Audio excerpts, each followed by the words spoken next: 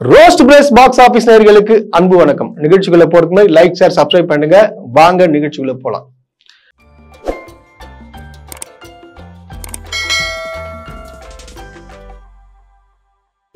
விஷால் ஒரு கம்பீரமான தோற்றம் உடையவர். அதாவது அவர் ஃபைட் சீன்ஸ் எல்லாம் பாத்தீங்கன்னா பயங்கரமா இருக்கும். அதாவது பறந்து பறந்து அடிப்பாரு. ஒரு அந்த ஸ்டண்ட் எல்லாம் பாத்தீங்கன்னா அந்த மாதிரி இருக்கும். ஆளும் பாத்தீங்கன்னா பயங்கர பிரிஸ்கா இருப்பாரு. நல்லா வந்து பிசிக்கா இருப்பாரு.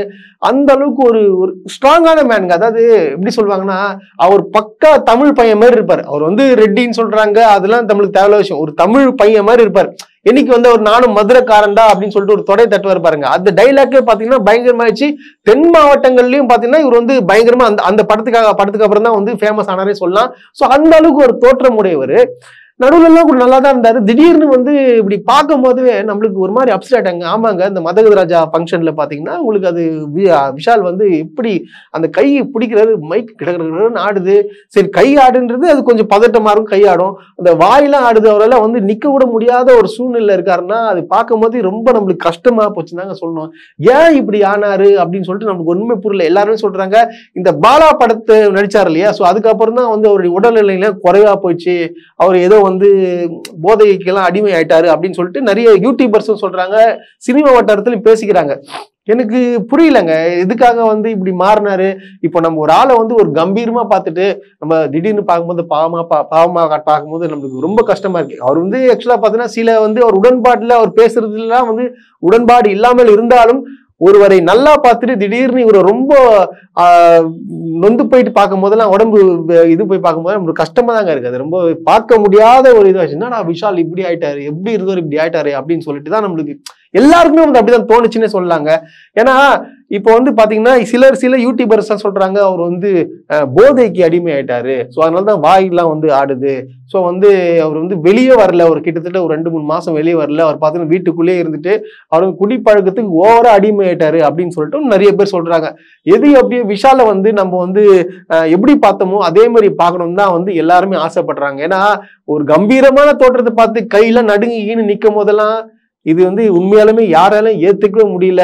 அங்க இருக்கிறவங்க எல்லாம் பாத்தீங்கன்னு வச்சுக்கலாம், இப்போ அவங்க கூட நிக்கிறவங்க எல்லாம் பார்த்துல அவங்களே ஒரு மாதிரி அப்செட் ஆகி தான் பார்த்தாங்க. என்னடா அது எப்படி ஆயிட்டாரு, ஹால் எப்படி ஆயிட்டாரு அப்படின்னு தான் பார்த்தாங்க.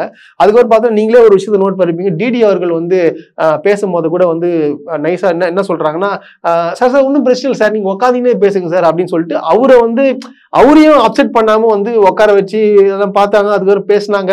அவர் கரெக்டா பேசினாலும் சரி, அவர் வந்து அந்த உடல்நிலை வந்து ரொம்ப மோசமா இருக்கிறத வந்து யாராலுமே பார்க்க முடியலன்னு தான் சொல்லணும். அவருக்கு சிலவங்க சொல்றாங்க அவருக்கு வந்து ஹெவி ஃபீவர், வைரல் ஃபீவரால வந்தாரு. வைரல் ஃபீவரால வந்தா இப்படி இருப்பாங்களா? ஃபேஸ்லாம் மாறி போயிடுச்சு. அந்த கண்ணாடி ஒண்ணு போட்டுட்டு, பெரிய கண்ணாடி ஒண்ணு போட்டுட்டு பாக்குறதுக்கே ஒரு வயசான ஒரு நபர் மாதிரி தெரிஞ்சாருங்க. எனக்கு விஷால்னே சொல்லிட்டு ஃபர்ஸ்ட் தெரியல, அதுக்கப்புறம் உத்து பார்க்கும்போது தான் வந்து விஷால்னு சொல்லிட்டு தெரியுது. ஸோ அந்த அளவுக்கு மாறும் போது வந்து மனசு ஏத்துக்கல, அவ்வளவுதான். விஷால் பாத்தீங்கன்னா 2 முறையும் பாத்தீங்கன்னா சினிமா சங்கத்துல பாத்தீங்கன்னா அவர் வந்து செயலாளராக இருக்காரு. பாத்தீங்கன்னா அப்ப அந்த அளவுக்கு வந்து ஒரு அதாவது எல்லாருமே பாத்தீங்கன்னா இவருக்கு ஓட்டு போடுறாங்கன்னா அப்போ ஏதோ நல்லது பண்ணிக்கிறாருன்னு சொல்றாங்க. அது நம்மளுக்கு அது தேவையில்லாத விஷயம் தான். இருந்தாலும் ஒரு சினிமாவுடைய செயலாளராக இருந்துட்டு இந்த மாதிரி இருக்காரு. அதுக்கப்புறம் பாத்தீங்கன்னா விஷால் வந்து ஒரு விஷயத்துல பாராட்டலாம். இப்பெல்லாம் பாத்தீங்கன்னா டிவிடி வரும், இந்த திருட்டு டிவிடிலாம் வரும். அதை போயிட்டு இறங்கி போயிட்டு தட்டு கேட்கறது சரி, நேரடியா போய் யாரா இருந்தாலும் கேள்வி கேட்கறதும் சரி. அதாவது பாத்தீங்கன்னா சிலவங்க எல்லாம் உதவி கேட்பாங்க, நேரடியா போயிட்டு அவங்க ஹெல்ப் பண்றதும் சரி. சோ இந்த மாதிரியான விஷயங்கள் அதாவது தைரியமா போய் நிப்பாப்புல. அவ தோக்குறோமோ ஜெயிக்கிறோமோ நம்ம போய் நிக்கலாம் அப்படின்னு சொல்லிட்டு ஒரு ஸ்ட்ராங்கான மனுஷனா போய் நிப்பாரு. அப்படி நிக்கிறதெல்லாம் பார்க்கும் போது இப்படி இருக்கும் போதெல்லாம் எப்படி இப்படி ஆனாருன்னு தெரியல. அவங்க வீட்டுல யாருன்னா அவரை பாதுகாக்கிறாங்களா, இல்ல வந்து ஏன் இப்படி ஆனாரு, ஒரு ட்ரீட்மெண்ட் போறாரா, என்ன ஏதுன்னு சொல்லிட்டு தெரியல. ஆனா வந்து ஏகப்பட்ட விமர்சனங்கள் வருது. இவர் இதனாலதான் அப்படி ஆனாரு, அதனாலதான் அப்படி ஆனாரு, மாத்திரை எல்லாம் போடுறாரு, ஏதோ ஊசிலாம் எடுத்துக்கிறாரு, இந்த மாதிரியான விஷயங்கள் வருது. சிலவங்க எல்லாம் பார்த்தீங்கன்னா அவர் வந்து பயங்கரமா குடிக்கிறாருன்னு சொல்றாங்க. எது உண்மை எது பொய்ன்னு நம்மளுக்கு தெரியவே இல்லை. எப்படி இருந்தாலும் பாத்தீங்கன்னா இவர் 12 வருஷத்துக்கு அப்புறம் முன்னாடி நடிச்ச மதகத ராஜா வந்து ரிலீஸ் ஆகுது. விஷாலுக்கு ரொம்ப பிடிச்ச படமும் மதகத ராஜா சொல்றாங்க. ஏன்னா பாத்தீங்கன்னு வச்சுங்களேன், இந்த படம் வந்து அவர் வந்து ரொம்ப கவர்ந்த படமா, அது காமெடியும் சரி, ஆக்ஷனும் சரி, கதை களமும் சரி, ஒரு வித்தியாசமா இருக்கும். அது 12 வருஷத்துக்கு முன்னாடி எடுத்த படம் இல்ல. சோ இப்ப ரிலீஸ் ஆச்சுன்னா படம் வந்து அந்த அளவுக்கு இருக்குமா தெரியாது. ஏன்னா பாத்தீங்கன்னா அது நடந்து முடிஞ்சது. இப்ப அதே மாதிரி பாத்தீங்கன்னா ஏகப்பட்ட படங்கள் வந்திருக்கும். ஏன்னா அந்த ஸ்கிரீன் பிளே எல்லாம் வந்து மாறிட்டு இருக்கும். சோ நம்ம வந்து 12 வருஷத்துக்கு முன்னாடி படம் பாக்குறோம், அது எப்படி செட் ஆகும்? நம்ம மைண்ட் செட்ல என்ன இருக்கும், இது பழைய படம் பா, இது வேஸ்ட்பா அப்படின்னு தான் தோணும். இருந்தாலும் இவ்வளவு கான்பிடென்ட்டா வந்து இந்த படம் ஓடுன்னு சொல்லிட்டு சுந்தர் சியும் சொல்றாரு, விஷாலும் சொல்றாருன்னா இந்த படம் வந்து பொங்கலுக்கு வரப்போகுது.